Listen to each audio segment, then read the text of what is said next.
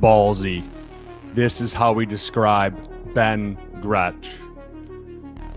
As smart as he is long-winded, member of Stealing Bananas, Stealing Signals, RotoViz, formerly of Ship Chasing and still in our hearts. Let's get into it.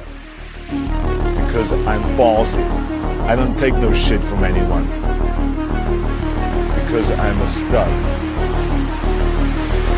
I'm ballsy.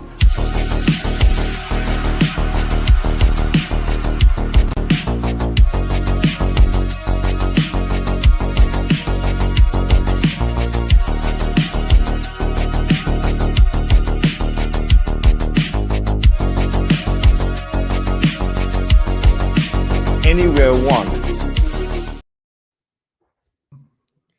Hey, yo, how's it going, gentlemen? Happy Monday night to everyone here with us. We have a very special guest, Ben Gretch. I know I've been a big fan of his work for many years, and we have here tonight Candyman, my gracious co-host. How are you guys doing tonight? And there's so much going on in the news and whatnot. How are you guys handling everything? Good. Doing good, man. Nice to meet you, Gretch. Thanks for coming on. Yeah, thanks for having me on. I was just telling you guys I had a little weekend getaway with the family and just got back today. The weekend news, the preseason stuff, I was already getting through some of the games before jumping on here with you guys. But I haven't seen all of them and was a little bit unplugged. Didn't see all the very latest stuff. I did see the entire Twitter world freaking out about Ja'Cory Krosky-Merritt some more. I mean, it seems like that's happening every single day. We're ready to anoint him. RB1? RB12? Like he's an RB1 now, right? Exactly. Yeah, we're taking him in the second round ahead of Bucky Irving now. So I saw over on Ship Chasing, the ADP chasing group was drafting a main earlier and took him in the 8th round. I mean, that's. I was curious. I was curious which Slappy suggested that. I went and watched real quick, and I was a little surprised it was Jacob Sanderson, who's like the least Slappy of all the Slappies. Yeah, Jacob is like, it's weird because he's like not Slappy, but then there's certain guys where he's just like super Slappy, just slapping away. Yeah, it's weird. The JCM one is such a weird case because like I do feel like if he didn't have that weird situation, he would have been drafted. I mean, way higher. I mean, he was what 7th round. So I mean, what is way higher? 4th round, 5th round, like decently higher. So I think we'd view him a little bit differently. But at the same time, like I think we're jumping the shark a little bit. But what are your initial thoughts on that, Gretch? Like, do you have any priors on JCM? Like, what do you think is gonna happen? I know you're not 100% caught up with everything, but it's tough. I'm still trying to kind of weigh it. I just saw Justin McMahon, who has some of the absolute worst takes ever, tweet that everyone's jumped the shark. So that maybe has me back on that it was a good it's a good take. I would have probably bet on team just jump the shark until I saw his confidence on that. No, I'm just playing with Justin, but that's sort of where I've been is like I wasn't really that into Brian Robinson or Austin Eckler. They tended to use a split backfield last year. Jane Daniels is definitely good for rushing efficiency, and we saw that last year. They both had like a spike in their big play rate because he's going to have the pull the ball, keep it to the edge element, and we know that with rushing mobile quarterbacks, they're going to hold the defensive edge exterior out there because they got to respect his ability to keep the ball. And then in addition to that, Washington's whole offense is predicated on that stuff pre-snap, even where if you put too many guys in the box, they're going to not just pull it, then they throw to the outside, right? They do the quick hits with the wide receiver. A lot of what their offense is, like back in the day, we called Cliff Kingsbury's offense the horizontal raid, is just sort of counting the numbers pre-snap. Where is there a numbers advantage? It could be the run up the middle. It could be a throw to the sideline. And so it's an RPO, but also just sort of like a pre-snap read, I think. And I think Daniels is really good at diagnosing that stuff, getting the ball where it needs to go.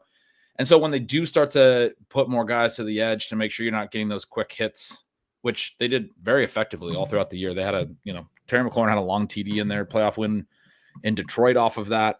Olamide Zaccheaus ended up with a ton of catches last year, and they were basically all just those gimme catches, which is going to probably be the Debo role this year, all that stuff.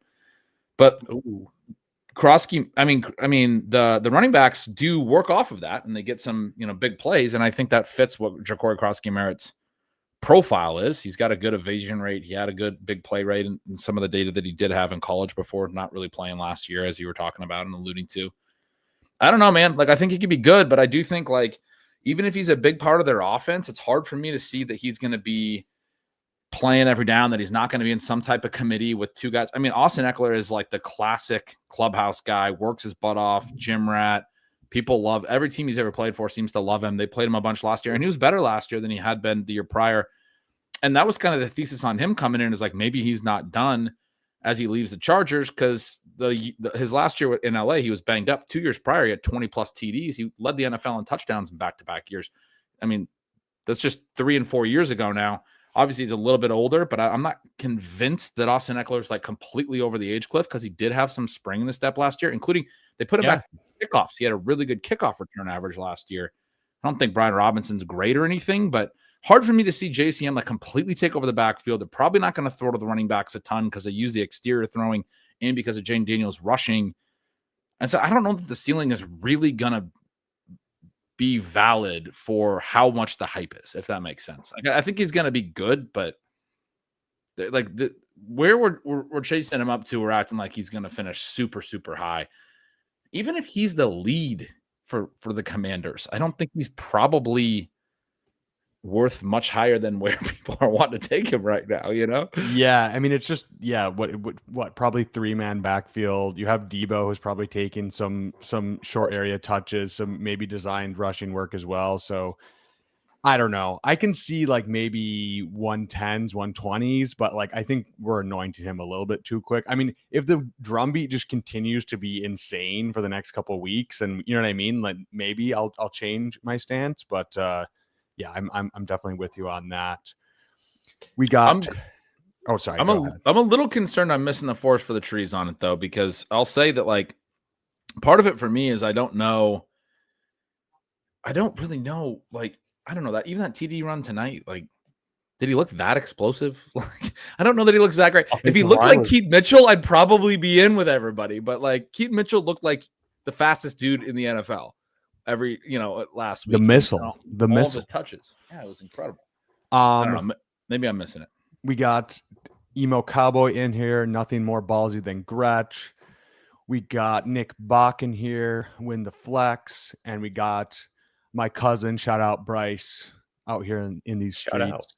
I do have a question for you, Gretch, before we get to more football talk, because I know we could be here for 3 hours if we were just talking through everything. But what is your best Emo Cowboy story of the Miami ship chasing meetup? I need to know. The best one is probably when we did we got a man, there's several. He got food poisoning the last day and was puking. That wasn't the best one, but it was just one of those, like, if it was going to happen to somebody, it obviously happened to him.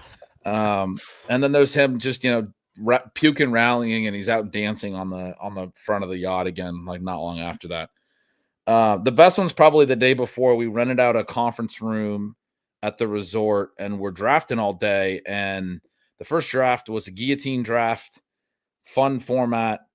They didn't as of then. I think they've already launched it, but they didn't have an Android app. He's not an iPhone user, so he wanted to use my phone, and so I signed out of my guillotine account, and he's sitting there trying to type in his password on my phone. And he tried it several times, and I think it was an app issue, but he couldn't get logged in on my phone.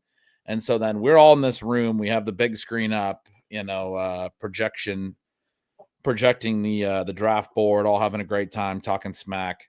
He had to leave and go down to the business center and sit in there by himself and log in and draft his team from the business That's center. Okay, that makes so much more sense, because I think there was a video of you guys, and I didn't see Emo Cowboy in that one, and I was surprised he wasn't humping or doing something. So That was pretty pretty funny part of. And then he came back up for the other drafts, but he I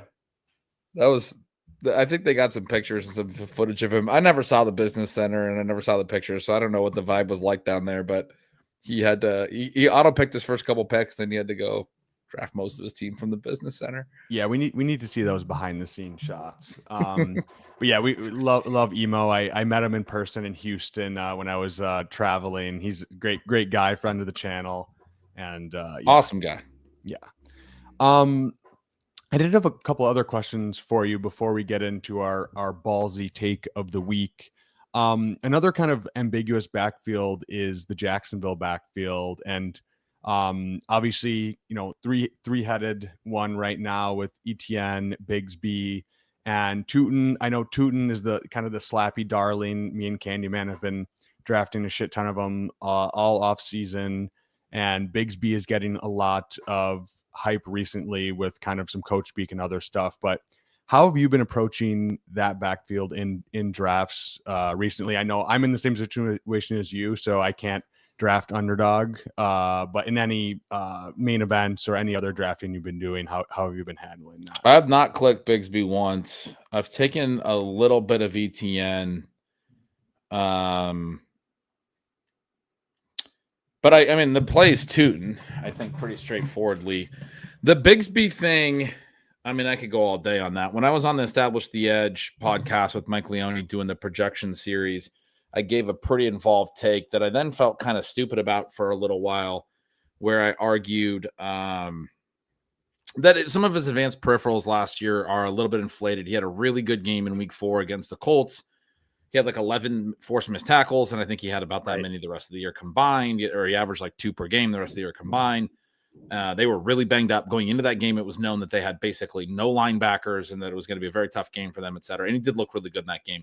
And he had a long run the week prior, but then I was talking about how I had written in Stealing Signals at the time the week prior that the long run was like, I mean, not to dog Ja'Cory Cross-Camara, a little bit like that, where you just see the guy get into space immediately. Like I saw somebody on Twitter earlier, because there are some people that are, I might have been the Justin McMahon take, but it was like any high school running back could have scored on this play. Like people are seeing that too. It's not just me. I'm pretend I'm quoting someone else and not putting this in my own words. But that was my take on Bigsby the week prior. And so then it was immediately, okay, he's had 2 big runs 2 weeks in a row. He's the greatest thing since sliced bread. From that point forward, he basically didn't have any good rushing games the rest of the year. Like never had any explosive. He didn't have another 20-plus yard run the rest of the season after week 4. And he had a couple decent like volume games, but it was all just, short runs. And that's basically what Tank Bigsby is. Did not have a great rookie season. Obviously, in fact, he had a terrible rookie season. He had about 850 total yards last year. ETN was injured most of last year, was coming off back-to-back 1,400-yard seasons the year prior. So as Stealing Signals, the weekly article I write was progressing throughout the year, I was like, I mean, obviously ETN's hurt, but I was having a hard time with people in the fantasy space that were arguing in real time last year that Bigsby had clearly taken ETN's job and was the better player. It's like he was never the better prospect. ETN is a former first-round pick. He had back-to-back 1,400-yard seasons. He's hurt. He's leaving games injured. He left the London game injured where Bigsby ended up getting 20-plus carries and had like a 100-yard rushing day, but it wasn't like – it's like a compiling, day. It wasn't like an explosive day or anything. At any rate, camp opens this year, and Bigsby's getting all the first-team work, and I'm like, maybe I'm just wrong. Maybe I'm missing something with Tank Bigsby. I like to look at more of a long view. His prospect profile was decent. He did have some, decent evasion numbers, really bad as a rookie, and then good numbers in year 2. So maybe I'm missing something. I thought the prospect profile was a little overrated. Bad rookie year, and you're like, okay, well, I can tell myself a story that year 2 wasn't as good as the numbers claim, and he's probably just not very good. He's kind of replacement level, but apparently he's going to be their starter. But most of those reports came from the same beat writer, John Shipley, who is a longtime Jags beat writer, but he's also a younger dude. I know he's got a lot of like friends in the industry and somebody that I've followed over the years, and I've seen him. I'm not going to say he's like a hot take guy, but he's a reporter that he knows that like fantasy football breads the butter a little bit as a beat reporter. And so I've seen him have some headlines that catch some attention at times. And he's one of the only reporters that if you're looking at like aggregate sites that people were referencing as it related to Tank Bigsby, and he kept kind of beating that drum, and that drum beat was occurring. And then, his reports are getting more circulation and more clicks. And anyway, I'm not claiming anything beyond the fact that I do think people treat beat writers reports as if they're just complete gospel and people don't have any biases and any of that stuff. And again, I'm not even saying he does specifically. I'm just using this as an example of something that happens. And I think the Jags situation was a really unique one this year because it felt to me like Bigsby was like, man, it just felt like an artificial drumbeat to me. I wrote about it in an intro to a completely unrelated piece around that time in late July. I was like, this is the 24-year-old running back. They're not going to give the rookie first team work in late July. Etienne's the veteran who was hurt last year. Like the 24-year-old back that is supposed to be a big part of their rushing attack is getting a lot of work with the first team. Like it's not really a surprise. This is a guy you would expect to be getting work at the start of camp. Sure, yeah. And anyway, in the time since then, the more recent stuff, they've talked a lot about him not playing well on pass downs. And he obviously played behind Etienne the first preseason game. I have not seen the second preseason game yet. I don't know a whole lot else about it, but I kind of think Tank Bigsby's on the outside looking in more than people believe. His price rose back up because of that camp stuff. I don't think that he's not going to be involved, but you also don't want to play that profile with no receiving work in a split backfield. That's the one that you don't want to play. So I'm just not really playing the pure rushing guy in a committee, and I am playing the electric, super fast, exciting rookie that they took on at the very beginning of day 3 on with the second or third pick of day 3, whatever it was, in really early round 4. I mean, he basically was a round 3 pick is the point I'm trying to make. It's not clearly that, but if Bashal Tutin was a round 3 pick, if Jags had to pick a few picks earlier at the end of day 2, honestly, I think people would view it way differently because people do bucket things like that. 100%. Yeah. So anyway, I think Tutin's a really, really good prospect. If you're not in on Etienne beating out Bigsby, then I really want to be betting on Tutin beating out Bigsby, basically.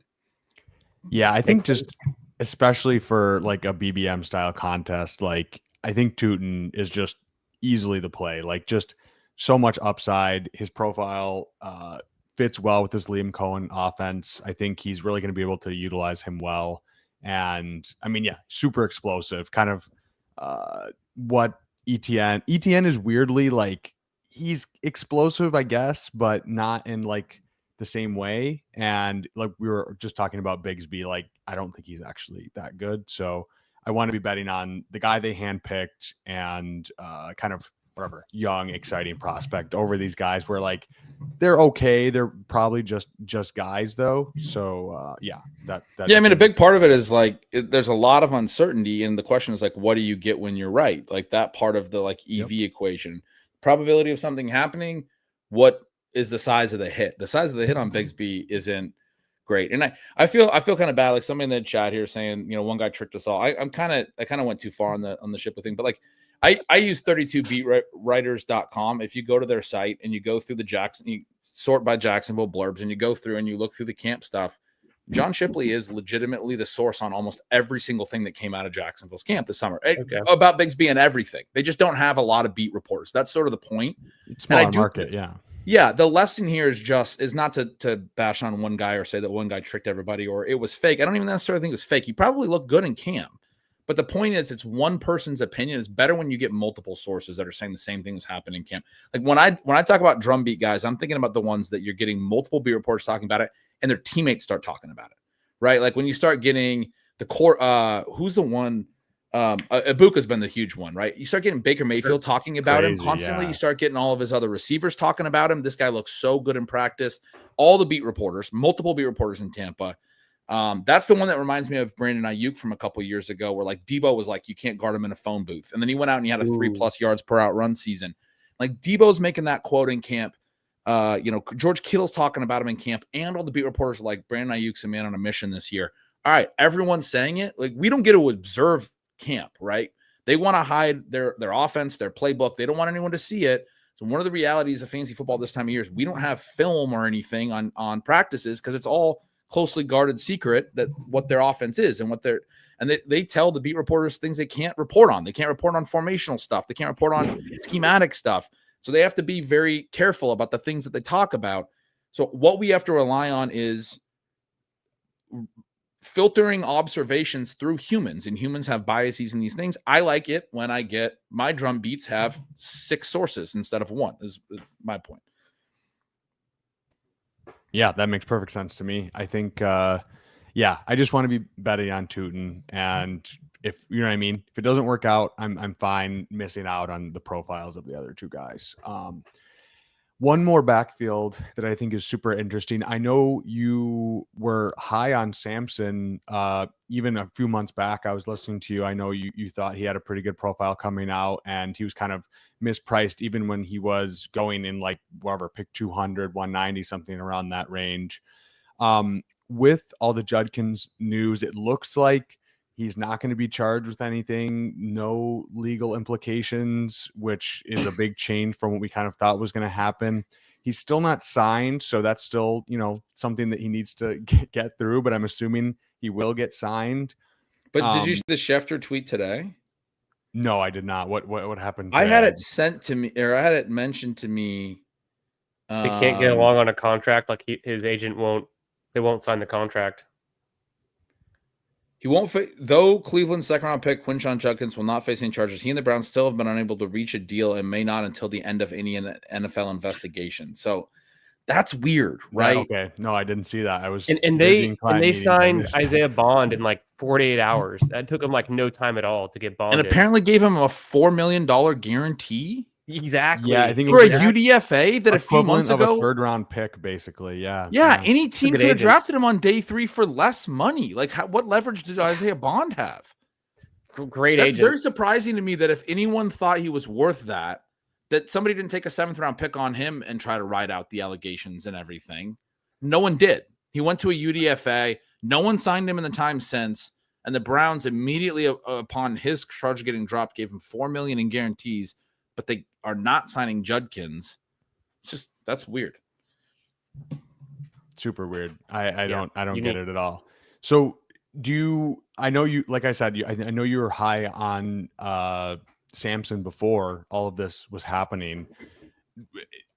What is kind of the ceiling of where do you think you would take him, knowing all the uncertainty? Like, do you still think where's the risk of Judkins coming in and just everything playing out kind of baked in for you at this time? Because it's been such a fluid thing, right? Yeah, for sure. I think the rookies. So one of the things with running backs generally is I don't think we talk enough about the profiles and talent and those types of things. We always just talk about situation. Ja'Cory Krosky-Merritt's profile is actually pretty underrated and pretty solid. And I was just arguing a little bit ago that situation's maybe not great. I was just updating my rankings just a little bit ago. And I mean, I moved him up, but I based JCM, but I moved him up into a range where I had Dylan Sampson and Bashal Tootin. So I have Sampson basically right with Tootin. Now that sounds low, but I should be clear that I have those guys. I already had Dylan Sampson and Tootin right ahead of Ramondre Stevenson, Brian Robinson, and basically all the handcuffs. And so, like, I already had Brian Robinson as a fade because I don't think he's very good. But anyway, and like Javonte Williams for me is way later than that, and Joe Mixon's even later. And there's like, so it's my rankings are not the best example, but as far as rookies go, I would probably put those 3 in sort of a group. I actually think Jaden Blue should be like a little bit ahead of that group still. And I think like Blue is kind of like with the Scattaboo group. Because I don't know. I still think Scattaboo has a real path to end up taking over that backfield without an injury, like somewhat quickly if he's healthy. I know Tyron Tracy's had a good camp and looks like he's going to be the clear number 1 to start the year. And that's the same thing with Blue, is I think Blue can just sort of take over the backfield fairly quickly and like not necessarily all the rushing work, but be the best version of what he can be, because he's more of a pass down back, but like get a lot of work in terms of like they'll get him touches and those things without just because the other backs are not good, basically, without having to do much. Anyway, Sampson to me is in a situation where my take on him with Judkins has been that he has the runway to really carve out a role and be pretty established by the time that Judkins is actually playing. Because the big thing for Judkins is, again, if they're still not going to reach a deal here, he has not been at practice. So like the example I use with Judkins is people were talking about Luther Burden when he was hurt at the beginning of camp. He's missing all his practice time. And Ben Johnson was talking about it like it was the end of the world. He's falling so far behind. He missed like a week. And he was like, dude, it's a really bad thing that he's not here. Because the way that these camps go, they don't have as much practice time. It's very regimented, very scripted. They spend the offseason getting it ready. They get all the guys in. When teams, when like analysts and teams and former players, when they talk about stuff, they talk about like day one install, right? So they go through the playbook, they install certain plays, then they build like the checks and the audibles and the changes off of all of that. They want their rookies in there for day one install because then they build everything off. That's the foundation. They build the whole offense off of that over weeks of camp. And they don't have a lot of time to like start from scratch if you're not in there. Burden was still observing all that, and it was still putting him way behind that he wasn't able to actually physically do it. Judkins has not been observing it. He's not been at camp. So my whole argument all along, the reason I've been pretty high on Samson is like, I don't think people are weighing it. They're just looking at a second-round draft capital and hyper-fixating on that and going, well, he's going to get suspended maybe, which now it seems like he may not, but he'll come back. And then as soon as he comes back, he's a second-round pick. He's going to start. And it's like, he's not going to. He's got to like ramp up and learn the offense. Dylan Sampson's been there since day one install. By all accounts, he's had a really good camp by, multiple various sources. Jerome Ford had some like vaguely underrated peripherals last year. And he's a dude that I think, is actually not necessarily in best ball, but for like redraft in the early season, is probably going to be somewhat playable for how cheap you can draft him. I mean, in your home league, you can draft Jerome Ford like close to the last round. You could probably get 15 touches out of him week one. And I think Samson's probably going to get less work than him right away. But very quickly, I would guess that Samson's going to be in a 50-50 split or more than Ford. And I think Judkins, so the way I've been describing it is I would view Samson as sort of the second round pick at this point in the offseason, and Judkins is the day 3 back at this point, based on like in terms of how their draft capital would impact early opportunity. I mean, Dylan Sampson's very clearly going to be involved early, like a day 2 pick at this point. They clearly liked him. In the same draft where they took a second round running back, they took him in the 4th, right? They gave him good capital too. Someone in the chat said, the Tootin thing is hopium that I said he's basically a day 2 pick. This is the deepest running back class in years and years and years. The fact that Tootin went 2 picks onto day 3 is absolutely the equivalent of a day 2 pick in almost any other draft class. And Dylan Sampson only went like 20 picks into round 4. Also, very strong capital, particularly for a team that had already taken him back in this draft and is basically playing for the number 1 pick in 2026. They're not like ready to compete. Why are they drafting 2 running backs? They're drafting 2 running backs because they like the player, clearly. Absolutely. Like there's a lot of signal there for me.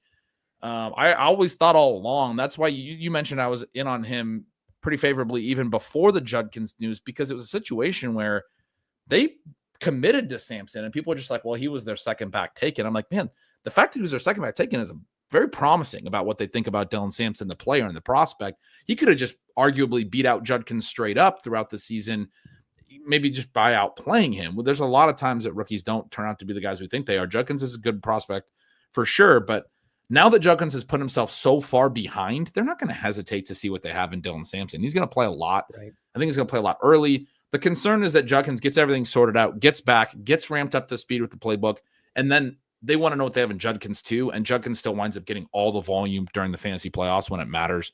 That's the concern. But I still think Samson would be involved in that situation. But Judkins does profile more as a workhorse back, bigger size, 215 or whatever it is. Samson's like 200. He's not really a workhorse. That's why I'm saying I think Ford probably is your week one, like more touches, and Samson's kind of working off of that. But anyway, I like Samson a lot. I think it's a really interesting profile of early opportunity and still long-term upside. But it does seem like Judkins is going to be in the fold, and then in the money weeks, potentially heavily in the fold. And that's kind of a frustrating element to Samson's situation. Yeah, these are the backfields, right? These ambiguous backfields where we were just talking about too, and it's like these can really pay off down the stretch, especially in these big tournaments. And you got to take your shots, right? You got to take your shots. It's super important. And credit to you, Gretch, and to Shashawn for talking about Samson so early all summer. I did my first FFPC back in the middle of June, and we just went 0 RB and hammered we got Scattaboo, we got Blue, we got Samson. I mean, just the list goes on. And so we were able to crush it from the spot. Yeah, that's great. I think that'll play out favorably for sure. I mean, the early season stuff, Scatteroo being banged up in camp isn't great, but I think you could Yeah. start Samson week That 1 kinda for sucks. sure. Yeah, I want to ask more questions, but I know we have a limited amount of time, so I'm going. I've never answered a question in a meaningfully short amount of time. Trust me, if I had more time and we both had more time, I was like I said before, I think we could be here for 3 hours easy. Yeah, So it would be a blast for sure. all right, so let me get into our ballsy take of the week. And Candyman, why don't you start us off after this transition?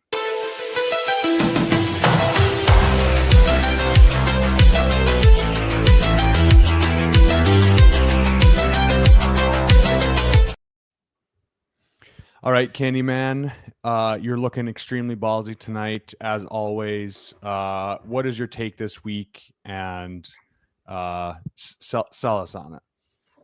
I've been thinking about this for a couple of days now, and I've been drafting like it more often. We got to be taking a little bit more Deebo Samuel. It's more pieces of the Commanders' offense. They're potentially going to be another prolific offense. You just want a piece of it.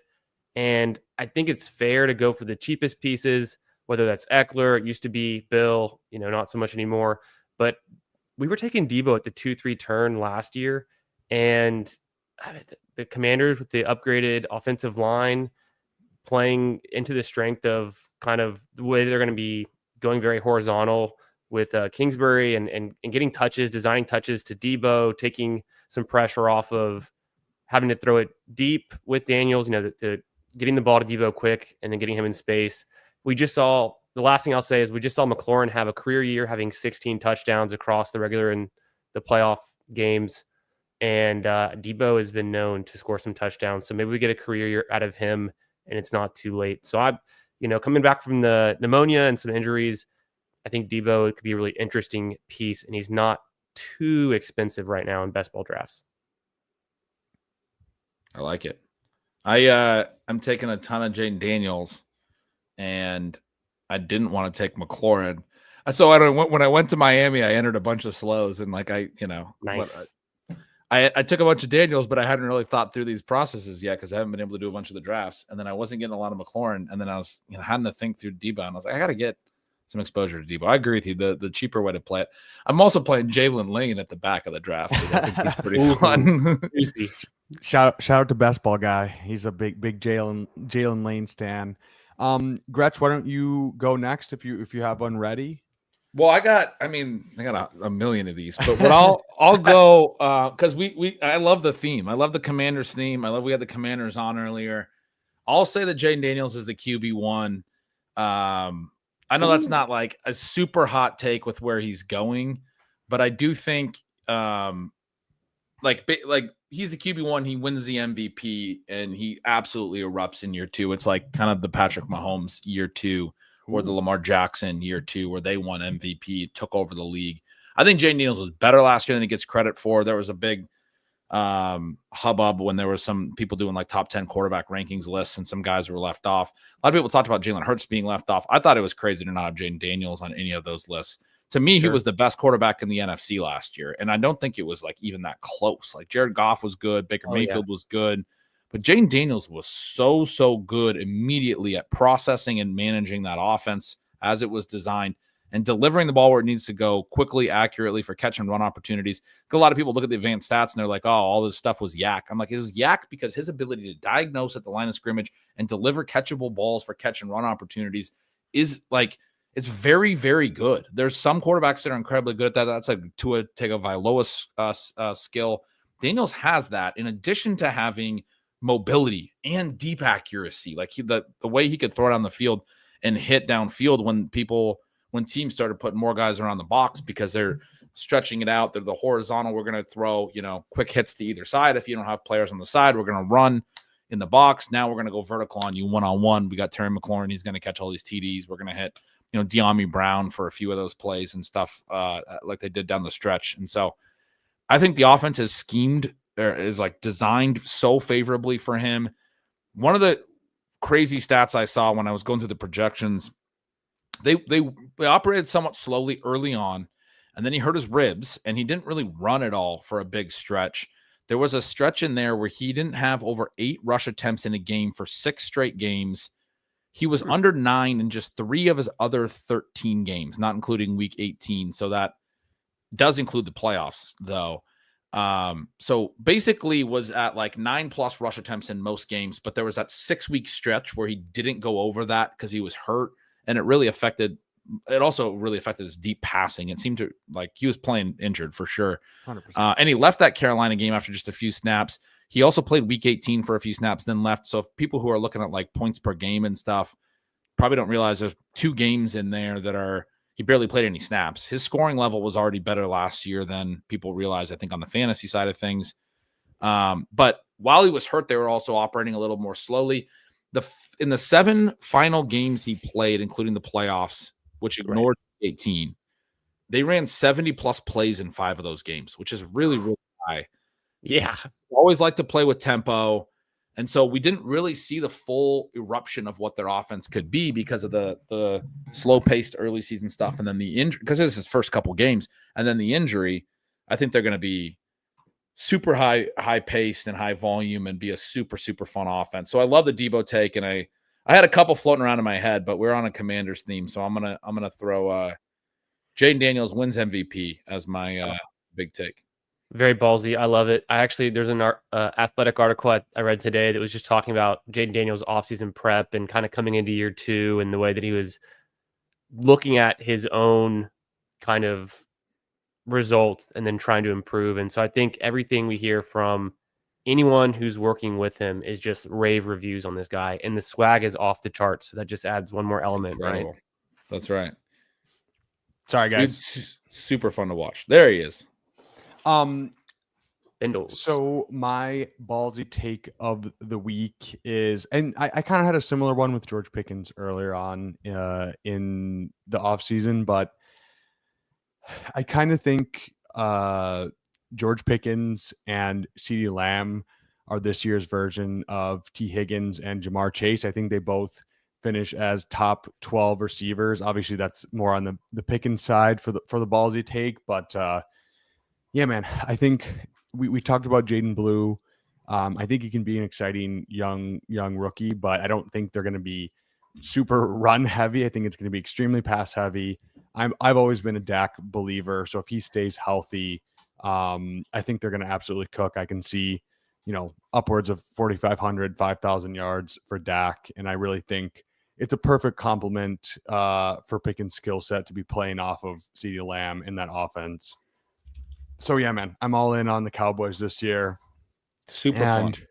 Every other year they go off. So I think this is that year, and I think T. Higgins and George Pickens are closer in talent than people kind of realize, with Pickens kind of being in purgatory there in Pittsburgh. So yeah, all in on the Cowboys, all in on those 2 receivers, and we're riding with them this year. Sweet. So we're about to draft. We got a Commander stack with Debo. We got our Cowboys bringbacks in week 17. We might as well just auto pick this thing. We're ready. We got the sidekick, and we don't even have to do anything. We'll just put in those get the Cowboys Commander stack, and then we'll call it a night. Love it. All right, let me just run this outro, and let's get into the draft.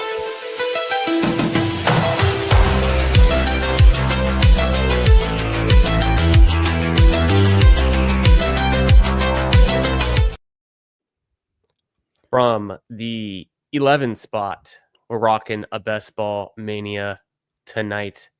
I've got as such. So I saw some things in the chat, talking about go Dogs, the Huskies. This is going to be, it's too easy for Gretch, but I want to see if Bindles can get it. Okay.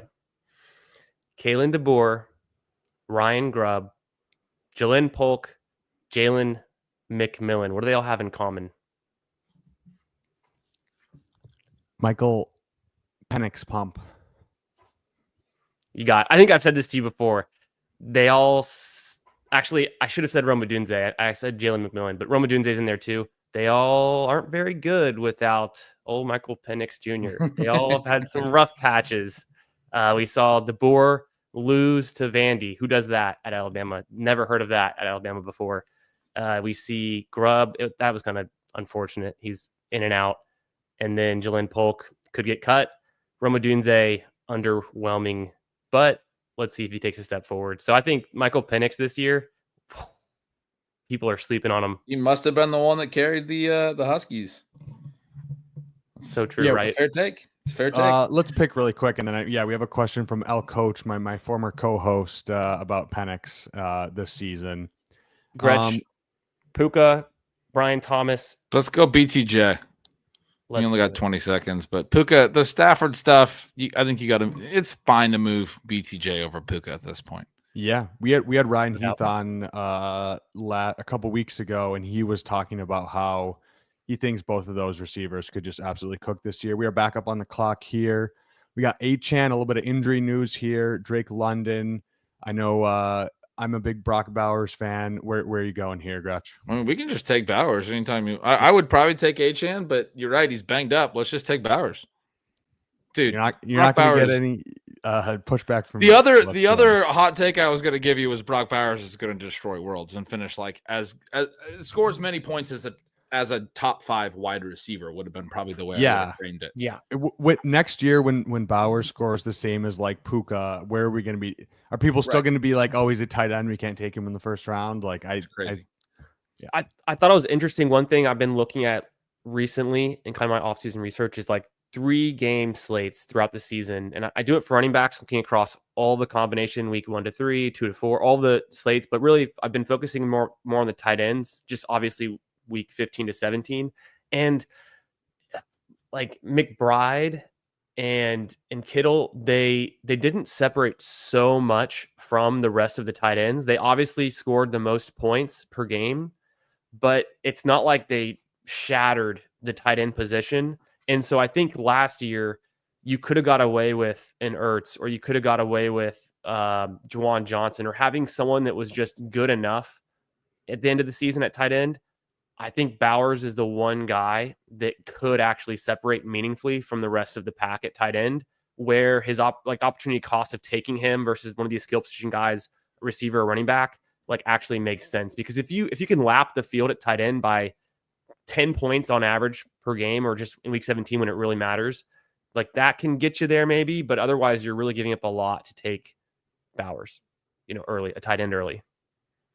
But we saw that with Kelsey in 2022 when he outscored. I know in PPR he outscored all the other tight ends by more than 100 points. Yeah. And we saw it at other times earlier, like before best ball was really a thing. So people who like to dig into the elite tight end trends and stuff. We haven't had that over the last few years. I have this term that I use, and misapplying the aggregate to the specific. I hate the elite tight end stuff being used on Bowers, because the elite tight end data is basically just a dozen players and a couple dozen player seasons.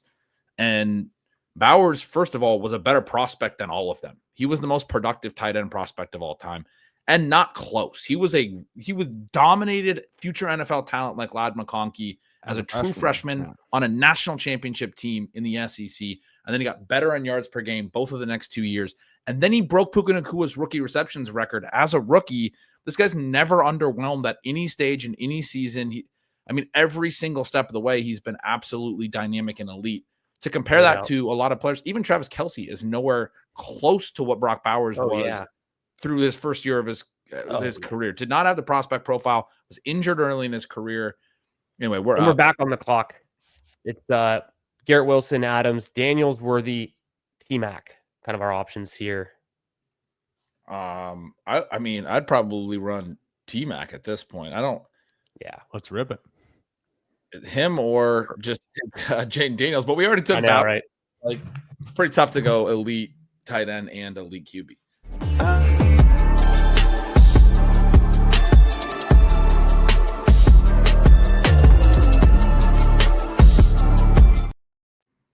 And we're back on the clock. Should we just go Daniels and rip it? Yeah, let's do it. Daniels, we can dig our way out of this. I think we'll be just fine. We can. Daniels is also going to lap the QB position. Bowers is going to lap the tight end position. I've drafted plenty of teams with both Bowers and Daniels. I'm not lying. It's the year of the sophomores. We've got that nailed down. Fun. People are I'm convinced the QBs in this range are the right pick most of the time. That I think so. the dual threats have a really strong floor to ceiling range. And I mean, I know in best ball, it's probably not as much as like I'm a little bit more of a redraft guy, but man, like these guys score a lot of points and you're getting to a range where the receivers all have a lot of there's some checkered profiles here. Like the part of the reason we skipped Adams is the Nakua stuff, or I mean, the Stafford stuff, the same reason we gave with Nakua and his age. Wilson, I mean, Justin Fields takes so many sacks, scrambles so much. They're going to be such a running offense. They're not going to throw enough. Like it's going to be very difficult. Even I projected him for a 30% target share, and he's going to get one. He still didn't come out great in my projections or anything relative to a lot of the other receivers in this range. I mean, this is a really high price to pay for a receiver in an offense that's going to throw as little as the Jets are likely to throw. I mean, there's just a lot of everybody here. My point is there's warts with all of them. And you're talking about like Jaden Daniels' profile. They ran 70-plus plays. He's got all this athleticism. He ran for 800 whatever rushing yards. Him and Lamar Jackson were 250 rush yards clear of every other quarterback. Both of Josh Allen and Jalen Hurts have double-digit rushing TDs both the last years. There's not another quarterback in the league, including Lamar and Daniels, that have had more than 6 rushing TDs in a season in either of the last 2 years. It's only Allen and Hurts who do this, who get 12-plus rushing TDs in a season. So each of those 4 guys has this trump card on either the yardage or the TDs for the rushing side, and they're able to throw in a way that, like, if Justin Fields runs for 1,000 yards, it wouldn't surprise anyone. It would surprise me if he can throw in a range where Jaden Daniels can. Jaden Daniels' passing numbers are going to completely destroy that. And so these guys are – it's tough for the late-round QBs to catch this. Now, I mean, obviously in best ball you can do it through the aggregate of like a 3 QB build, but I don't know. Daniels is – a good pick there. It has to be. No doubt. Yeah. I'd love to see Josh Allen get that passing volume back up to where it used to be, but we're in rarefied air here with the first 3-4 quarterbacks. There's never been an era in football where you have guys who can run it with this high of a floor and pass it so well. You think back to like the Michael Vick years, they didn't even scratch close to this, not even close in terms of passing. So like Jaden Daniels, Lamar Jackson, like the future of the quarterback position, and that's what you want to draft. For sure. Hell yeah. We're just up at 59-62. The drafter on the 12th spot, let's just look at his team. He's got Genty, Cook, Puka, Garrett Wilson. So he's pretty balanced. We're going to have access here to get, obviously, Debo's available. We could do Travis Hunter. Oh, Hunter goes. Harvey's there. Connor, Igbuka, Golden. Kind of the I mean, I'd love to get Debo for the stack, but RJ Harvey feels like that seems underpriced. Smash. He's a smash here, right? I think so. I've been taking Harvey as early as like pick 49, 50. And I think there's a good chance Debo comes back around. I don't know why he would reach there and take Debo unstacked over. He takes Ibuka. So yeah, that's what I was hoping for as well. We might as well grab Debo on the way back here, right? I think so. Unless, is there any reason we'd want to take Golden? Any Olave, Addison, anything like that? No, I mean, you just told me that Debo's going to absolutely smash, and we need to get more Debo. Like, take of the week, we're taking Debo over Olave. No doubt. Hold my nuts. That's what we're saying to the rest of the draft room. We're just Jaden Daniels, QB1, Debo Samuel, the guy you need. Hold my nuts. RJ Harvey, RB1. I mean, this is a fun ass team. I mean, yeah, this is sick. Is this a best ball mania or is this a rookies and sophomores with a Debo Samuel glitch in here? Exactly. How did Debo Samuel get into the rookies and sophomores field? He feels young. This is the golden rule we always talk about on stealing bananas. Worst comes to worst, just draft teams that you enjoy drafting. Like it's not even, I don't even think it's like a bad strategy. People tie themselves into knots taking players they don't want to take for like exposure reasons and like, what if I'm wrong? Like, man, take guys you want to take. Like the guys that your analysis supports. Like you should feel like your team, if you're drafting teams in the end, you're like, I took a few guys I don't really like and I don't really like this team. Like, don't do that anymore to yourself. Like this is, I've had a lot of success doing it this way. It's not just like a take of like, you'll feel better about yourself. I think it's the right way to go. I think people talk themselves out of good builds and good teams because they're like, probably the right decision I should make is to take so-and-so instead of so-and-so. And I mean, the right decision you should make usually is the most fun decision. You should be swinging for the fences with almost every pick anyway. So anyway, I love what we're doing. Chase that upside. Yeah, no, one of my favorite pieces of content every year is you and Sean talking about kind of projecting next year's first and second round. I think you guys usually do it early, kind of in the off season, then you do another check-in later on. But yeah, that's one of my favorite. And I think I'm a dynasty. We haven't done it yet this year. We are recording it at 8 a.m. tomorrow. Ooh, okay. I'll be looking forward to that one. Hell yeah. Coming out soon. Yeah. But yeah, I'm a dynasty bro. So I mean, like I kind of already draft like that, but I think as the years go on, I feel like I become more and more just like, yeah, take the fun players, take the young, exciting guys. And you know what? Maybe Calvin Ridley has a good season, but like, don't chase just like projectable volume. You want to balance it, obviously, but I'm completely with you, and I think that's a huge takeaway for everyone. So definitely love that vibe and that take. So. Bindles, that dynasty startup we did, it's only been 2 weeks, but it's aging so nicely. It's like the team is so young across the board. We have some veterans to, for this season and all those kind of things. We got some values, but it's like every week that goes on, the younger guys just look better and better. Like Burden, of course, like was a smash pick that we made. Who? Love it. Who's that? Luther Burden? No, I'm just kidding. I won't. We have 1 second until the next. Yeah. So we're going to be back on. There's obviously some tight ends here. ADP would have us take like Shakir, Mason kind of range, Downs. Brian Robinson's there, right? We don't know what's going on with him. Higgins. Any other receivers here? Can you go to the receiver tab? Yeah. Godwin, Coleman. Yeah, I don't love a lot of these. I mean, maybe just take Mason here and then we'll get a receiver on the way back. Mason's a good pick. Yeah. He's one of my top exposures this summer. I've been big in on Mason. I think it just the beginning of the season, he was the guy, when we do got to grab a receiver there. Oh, Higgins would have probably been my top. Do we pull up Luther Burden here over these guys that we don't? I think we could take Downs. He's kind of banged up. I'm cool with Downs. He's banged up, but we've got some depth. Do we worry about that, or do you want to go with anyone else here? I'd probably go Downs personally. Yeah. Okay, cool. Yeah. I haven't seen preseason week 2, but I think Richardson. It's so funny because I saw like Davis Maddox's reactions. He had a tweet there, and one of the things he said was he felt like it was trending towards Richardson being the clear starter. I mean, preseason week 1 was bad. He took that huge sack and got himself hurt. Prior to that, he had pretty bad throws. He was late on one where he needed to go through progressions. He was looking to his left. The first read wasn't there. He tried to come back to a dig, and he threw late, and he almost got picked off. The DB dove in front of it. And then Daniel Jones came in and played the rest of the first half of preseason week 1 and was hitting some throws in rhythm off some RPOs. He went through a progression very similar where didn't have a throw on the front side, came to the backside and hit the dig. In stride, hit Adonai Mitchell for a first down.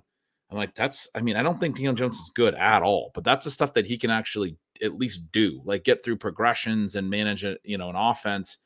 And maybe Richardson will grow into some of that stuff, right? We've been talking about how young he is, but man, he's a very inaccurate thrower too. Like he's incredibly inaccurate. I watch every game all year for stealing signals. I watched a lot of Anthony Richardson last year. This is not like a knee-jerk take or anything. He can't hit dudes right now. He's not an accurate thrower.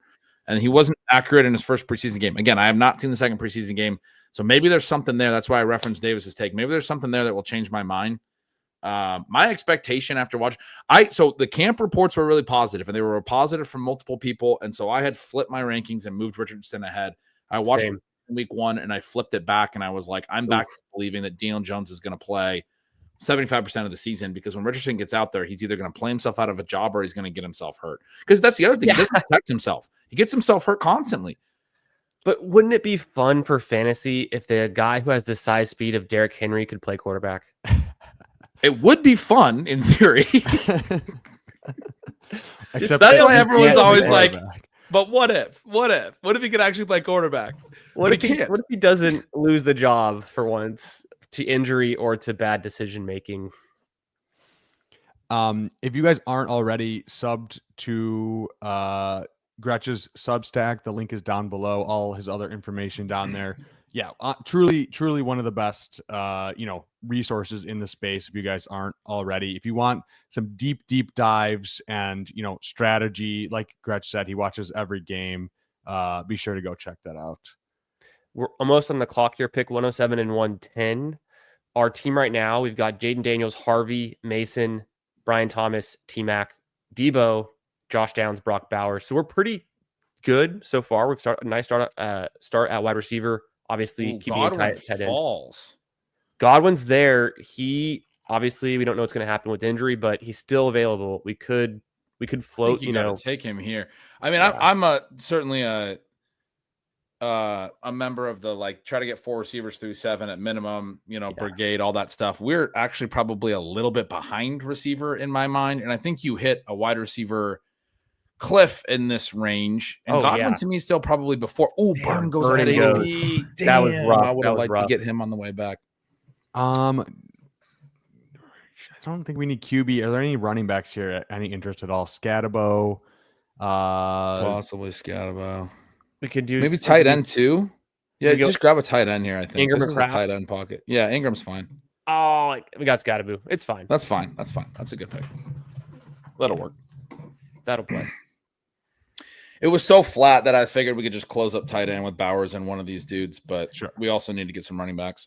The thing about Scatabo is the rookies we'll have available to us at the next turn, including probably Dylan Sampson or Jaden Blue or those guys, are probably similar plays. So sure. But man, Burden was the pick. That's the guy that I know. Threw us off. That was tough.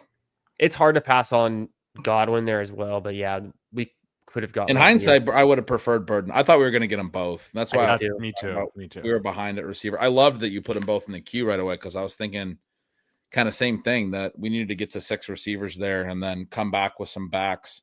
We got an elite at QB and tight end. We could definitely hit backs in the next turn. We get Godwin and Burden there. I don't feel like we're that bad at receiver, and I think we're going to like where we're at running back as well at that point. But, so close. Somebody else was smart and took Burden. Yeah. I think I would play it the same way, knowing that Godwin was way behind ADP. I don't take a lot of Godwin, but he was way behind ADP. That's the latest I've ever seen him go, honestly. Yeah. Yeah. And I mean, this is one of those things that happens when guys are injured and they're out for a while. Ayuk's slipping as well. The story on Ayuk was always that he was going to be back around week 6, but he's going to be 12 months, recovered by then. I don't like to take a lot of Ayuk right now personally, but I can get it from the talent perspective. This is a guy that was literally checked out Debo going in the second round last year. So was Ayuk, and Ayuk's still in his athletic prime. He's 26 years old or something. I mean, he's not super old. It's pretty bizarre to me that, I know he's coming off an injury. He played in college with Jaden Daniels, so we've got the little connection there. There you go. He's 27. I lied about his age, but he's still very much younger. Yeah, a young enough dude. I know his knee, there's some, thought that his knee was a multi-ligament or maybe that's, confirmed, and it's a pretty significant return to play, but it happened in week 6 or week 7, and he's going to be a full 12 months recovered by the time he comes back around week 6, what they're expecting. So they're factoring that in. They're giving him that time. Anyway, same thing with Godwin. I think that stuff is all kind of factored into the price already. Most of the offseason, his timeline has not changed, and people are acting like these guys have had a setback, and neither of them has. It's very bizarre to me. No, it would have felt perfect if we've gotten Burden and Godwin there, but I still feel like this is a pretty strong start. I feel as good about this start as I've had. So yeah. I did want to ask you, Gretch, quickly before we get to our next pick. Actually, we're not going to get there in time, but okay. I have a question for you after the turn. I was going to mention we see Bill going at pick 123. So I like to clock, anytime we're drafting and there's a lot of new news, just keeping tabs on the players that are moving, rising, falling. Brian Robinson goes at 100. That's pretty late. I don't think I've seen him go that far in a long time. We're gonna have a shot at Blue or Trevor Lawrence. We could just finish QB and stack up with Brian Thomas. We could wait for Bryce Young maybe later or even push it, past that for Geno. Could be a late QB option. We got Ayuk here falling. Trevor Lawrence goes. Ayuk's available. This is pretty pretty big fall for him. Blue's there. How you feeling, Gretch? I like all these options. I'm open to any of this. Why don't we go Ayuk? Why don't we go Ayuk and then one of these running backs on the way back? Yeah, right. Yeah. Yeah, I mean, my minor thought on Ayuk is we did take Godwin and Downs a little banged up. We're not super healthy week 1, but this is a team that can come back with a lot of wide receiver firepower once it gets healthy. Hopefully Godwin's timeline, because he might be back quicker than I think people realize. Godwin. I don't think they've ruled out week 1 on Godwin yet. I don't think they've ruled it out. But he's probably not going to play. I mean, he's probably going to play like week 3 or 4. And if it was Pup, it would be 4 weeks, right? So it could be 1, it could be, and then we got Blue, access we got to Blue. Tootin, I think it's a move, right? The natural bring back week 17. Yes. Yeah. That sounds great. Blue there. Yeah, Blue, I got ranked higher than both those guys as well. But I didn't think of the bring back thing. That's a great point. I was going to hear what you guys thought. Just team stacking with Brian Thomas would have made a bunch of sense for Tootin. So we couldn't have gone wrong. We had all good choices. Yeah. Yeah, I mean, that's a turn where we could have easily taken 2 of those guys if we would have gotten Burden. The 2v2 of Scattaboo, Ayuk. Yeah. With like Burden, Tootin. Oh, I know. That Burden snipe hurts. It does hurt. But okay, we had a question. The comment in the chat about Godwin had a setback. I don't believe so. I in fact, I'm pretty confident no. We got new news that he had a second surgery, and that's the thing that the whole fantasy community's acted like was a setback. But if you read I read all the coach speak index stuff, you read the stuff that the team is saying, they're like, Godwin's on track, like he's doing what he's supposed to be doing. Nothing is wrong with Godwin. So that's where I'm getting my perception that there's not really actually been a setback, is from what the team has said. We're playing for week 17. Yeah. And maybe I'm missing that. We took a couple injured guys, and Downs has a hammy, but I feel like we have 6 receivers. So and here's the quote. I just went in. Sorry to cut you off, but I just went in a big index. Go ahead. This is from August 5th from the GM. Maybe there was something since August 5th, but the GM Jason Licht said on the possibility of him starting on PUP, that we don't know. He's doing very well. He's advancing through his protocols. He's exactly where they anticipated and hoped he would be at this point. We've still got a ways to go. That was from August 5th. I don't know. Did something happen in the 2 weeks since then? I mean, I don't think so. I remember that quote coming out. I think it's just, I think that kind of made people uneasy that he would be ready for week 1 and could hit the pup. I think it was just that quote though. But it's sus. Yeah. If you saw something else, let us know. It's also, I feel like, kind of the other thing is like Igbuka just getting such good camp reports and everything. So I feel like it's kind of like one's pulling up and the other one's kind of pushing. Right. It's like a magnet, right? It's kind of like one's pushing the other one down a little bit. So, which I think is a little crazy, because I do think Igbuka is awesome and we should take him and all of those things. But right. The quotes you're throwing in there, Sus, I'm pretty sure those are just beat reporter observations. Those are not him suffering a setback. They're just saying that he hasn't started doing this stuff yet. I don't think he's going to be ready for week 1. No, I don't think for our next pick, we're coming up 155 to 158. We got a 1-4-6-1 build. We could either take Bryce Young or Geno Smith with this pick. We got the stacks for Bowers and T-Mac. I love the Young call. Okay. Yeah. Let's do Young first. Young's one of my absolute favorite QBs to take. I did already watch the Panthers before the show here today. Did not like what I saw in Panthers preseason week 2. But I love Young because I think Jalen Coker has been mispriced the entire offseason. And I also think JT Sanders is a really fun, like free late tight end that you can just take always. He's got really nice ways to add to the stack. I think people add players to stacks that aren't draftable too often in the name of correlation, and they're just like not actually good picks. Sure. Bryce Young has like 2 objectively good picks. Yeah, I like JT. We're back on the clock.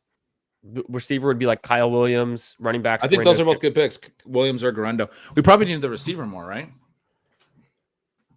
I think we could. If you think Williams can still Yeah, no, we probably don't.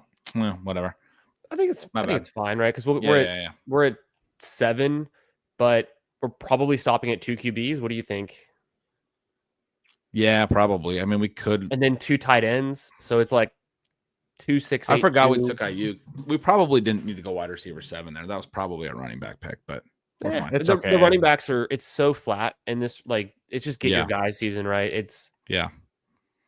The guy I would have suggested if we had 20 more seconds would have been Wan'Dale Robinson, because I think Ooh.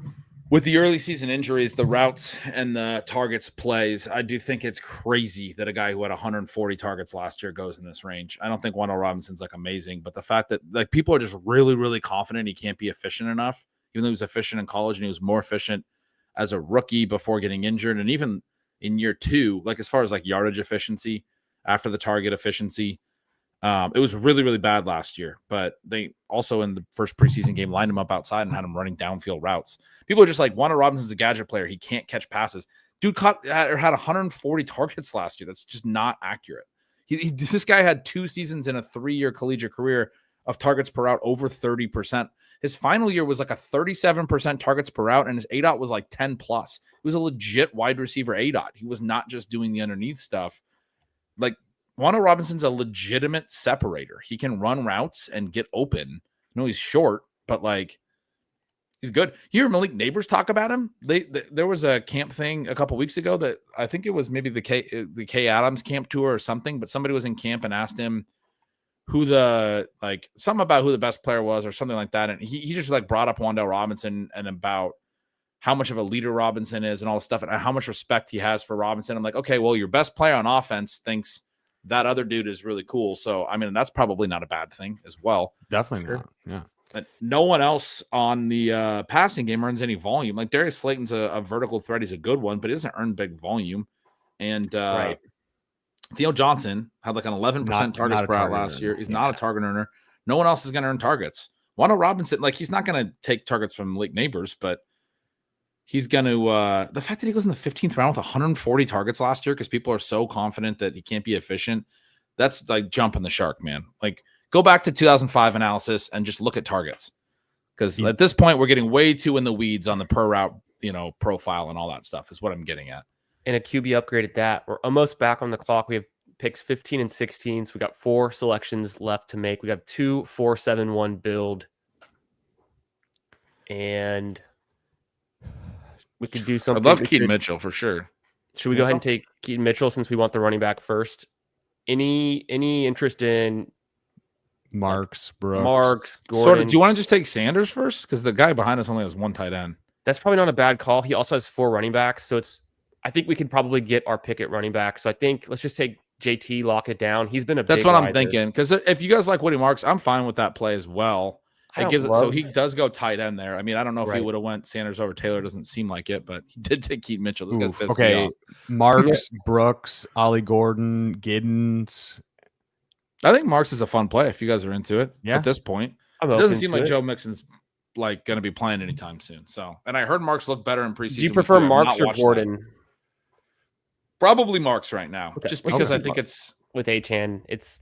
No, but I think Gordon's a fun play too, and we may be able to get him in 18 if we still want to go to 6 or 17, 18 turn. I don't know. Yeah. What do we? No, we can be done with 2 QBs and 2 tight ends for sure. So we can. Gretch, do you want to give us? I'd love if you could run through our team that we've drafted to this point. Sure. Yeah. Jaden Daniels, Bryce Young, RJ Harvey, Jordan Mason, Cam Scatterboot, Jaden Blue, Woody Marks. What I love about this team is it's all rookie running backs. Incredible rookie running back class. There's your hot take. The rookie running backs are going to absolutely take the league by storm this year. You should have 4 of your 5 running backs be rookies. Receivers are Brian Thomas, Ted McMillan. We got another rookie there. Debo Samuel, Josh Downs, Chris Godwin, Brandon Ayuk. Shout out Kyle Williams, another rookie. As many rookies as possible. Brock Bowers, Jatavian Sanders, a couple year 2 players. This is very on brand. Very on brand for both you and for us. I love it. Yes. This team's very solid. We got a couple snipes in there that didn't work out exactly how we wanted it, but I like it, dude. I like a Daniels Bryce Young combo. We get Sanders stacked there with Young and McMillan. I think that's a fun way to play Carolina. Gretch, I don't know if you guys want to take another receiver, but we could potentially throw Coker on there. Yeah, for sure. Always down. I wanted to get your Penix take quickly because we brushed past that. But how do you feel about Atlanta this year? I know Penix didn't have a huge sample last year, but are you just kind of going? I felt like in the preseason and then also in those final 3 games that Penix was able to do the things that he did well in college, which I think is sort of like, from a film take perspective, the thing that you'd want to look for, especially at quarterback. Is this guy able to run the offense and do the things that he was able to do effectively in college? And he threw So like in college, his biggest thing was everyone talks about how good of a deep ball thrower he was, and he throws a very pretty deep ball, but he did miss some deep balls, but he's very good to the intermediate and deep intermediate range. I think he's a really, really good fit with Drake London. And we saw that. He got a ton of targets. Drake London had 200-yard games in Penix's 3 starts. He had 1 the rest of the year. So 2 of his 300-yard games came in just those 3 starts. He opened up the run game as well. You started to actually see that his ability to attack the deep intermediate. You know, we got the cover 2 shell. We got the ways that they play safeties. Teams were starting to bring guys down because Cousins couldn't throw off that Achilles. Bijan Robinson winds up with 90 rushing yards and 2 rushing TDs in all 3 games, which his rushing numbers went nuts with Penix as well. So the whole thing opened up the whole offense, looked way better with Penix actually able to threaten vertically in a way that Cousins really couldn't last year. Sure. I think that whole offense is going to be way better because I don't think people realize how bad Cousins was. We see Taj Brooks, Coker Gordon, and Adonai Mitchell go. We could take either running back or receiver. I think Giddens is fine. Yeah. I don't like Jack Bash, I'll tell you that. Yeah. But I think Giddens is fine. I mean, the guy you have in there is probably the right pick. Yeah, let's start with Giddens and then go through these receivers. Have to take a receiver here? No, we don't have to. We can take another running back. I like both of those running backs. Yeah. Yeah. Let's just take another running back. Mononga is a decent pick as well. I'm open. I don't think I've only clicked him once. It looks like in Best Ball Mania. I've got too much Jarquez Hunter, but I'm open to it. I would take Mononga. Okay, cool. Rutgers. So the reason there is I think Giddens is a pretty pure handcuff. There's some people that talk about him splitting with JT. I think that's a little bit of a pipe dream. I like Giddens a prospect a lot, but I think it's going to be tough. And I do think Jarquez Hunter's probably also trending towards being a pretty pure handcuff. I just think that's a little bit tricky. Mononga, to me, I mean, they brought in Jamal Williams. That was a little bit of a red flag for Roschon Johnson in the big back role. I mean, it seems possible that Mononga just works into a committee with Swift. Or, I mean, when Ben Johnson coached Swift, he gave Jamal Williams 260 rushes and he gave DeAndre Swift like 99. It's kind of crazy. Yeah, we went up with 6 rookie running backs. That's good. That's what we're aiming for. The perfect team. Yeah, what else is there? I don't think Mononga's prospect profile is very good, but the situation in this case is very strong. Yeah. Sometimes all you need is a little bit of opportunity. And, I mean, if he gets the goal line role or some of the goal line role and hopefully a better offense, then that's a good pick in the 18th, right? So what do we do? 2-7-7-2, huh? That's what we got. It's a fun structure. I don't do enough fast drafts, so I was kind of leaving you guys hanging. You got 20 seconds and all my stuff's slow. It's been a struggle, honestly, with the 20-second clocks and 3 people, and anything more than that is just pretty crazy. So I think we did pretty well. We got sniped a couple times, but this is definitely a very, very solid team with a lot of upside. So yeah, Daniels, Young, we have them both stacked. We got Debo, we have JT Sanders, and T-Mac. We have a bring back for Daniels and Jaden Blue. Bunch of rookie running backs. Headliner with Harvey and Mason. And then our receivers, I think, we were so close to getting Burden and really having the cherry on top, but still we have a strong start that can carry us. And then when Godwin, Ayuk come back, we should be pretty solid. Bowers can't go wrong. Fun team. Definitely a fun team. Bindles, you want to bring us to the full screen because we could get to that question that we have from the Discord. Gretch, we put it in Bindles Discord. We wanted to get, one question from the people to ask Gretch, and this was the most popular question that everyone wanted to know. All right. Round 1, fight. Pancakes or waffles? Oh man, this is an interesting one. So I'm a dad. I like to talk about that some. My daughters are a little bit older. When you're a dad and they get older, you spend a lot of time eating the food off your children's plate. As a kid, I would have definitely said waffles. I did not like pancakes. I have grown an affinity for pancakes, eating my children's pancakes. Pancakes are going to win this one. It'll come from behind. Come from behind in the course of my life. For the vast majority of my life, the answer would have been waffles. I think it's pancakes at this point. I'm a pancake fan.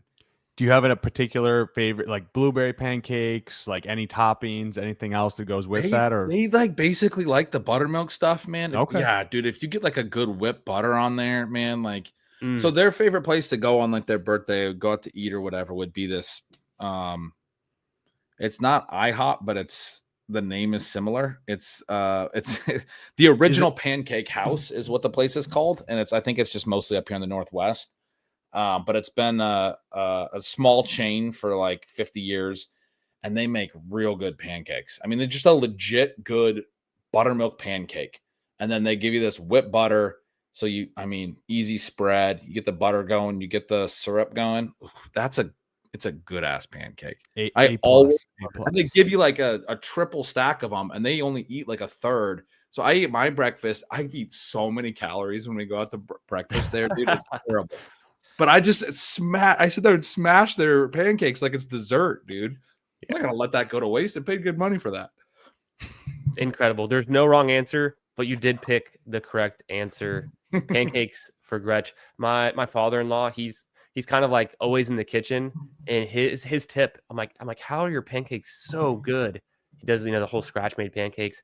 He goes, really, all you have to do is use less water than what it says to use, and that's it. And they come out crispy on the outside, very fluffy on the inside. There you go. Pro tip. Hold my nuts. That's what your father's-in-law is telling to the directions. I didn't know that was Norris. Yeah, it's Norris. The first time you played that, I didn't realize that. I've never seen that clip. That's incredible.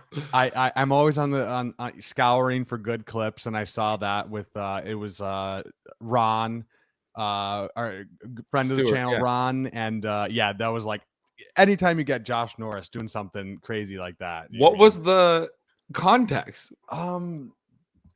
I think it was Burden. I think it was talking about Burden and like getting like scheme touches, and once he gets in the open field, and he just goes, "Hold my nuts."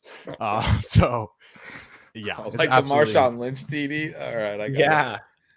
Absolutely incredible. Hold my nuts. But yeah, Gretch, thank you so much for taking some time out of your very busy August schedule to come and talk ball with us. Like I said, I'm sure we could have gone 3 hours if time would have permitted, but like I said, I have all your stuff down below. So if anyone hasn't checked it out, but any closing thoughts for us tonight? No, I really enjoyed this. This was a blast. Thanks for having me on. We've talked a little bit. I've been a little busy the last couple of Mondays, and things just get a little bit crazier and crazier. I got to go watch some more game film. So sorry to cut the party a little bit short, but this has been a super fun stream. I think we drafted a pretty darn fun team as well. So had a blast getting to know you, Candyman, as well. So this is a fun conversation. Appreciate you, man. When we split that $2 million 3 ways, we'll celebrate with little pancakes, maybe up in the Pacific Northwest. That's right. I'll take you guys to the original Pancake House for sure. Ooh, let's do it. I can't wait. Book it. All right, everyone. Well, thank you so much for tuning in tonight. Hope you guys enjoyed our conversation. One closing thing before we get out of here. If you guys, you're feeling a little bit down in the dumps, not ballsy enough, make sure to tune in Monday nights. Look at the muscle disparity on these animations. You're doing me dirty. Bindles, come on. Okay, well, we'll have to amend that. ChatGPT. The one's got this giant cannon arms. The funny thing is Candyman is taller than me. He's 6'4". He's an absolute giant. Amazing. So, if you guys are, take your weekly prescription of ballsy pills, and you'll be feeling different in no time. So, thanks so much for tuning in, ladies and gentlemen, and have a great rest of your week.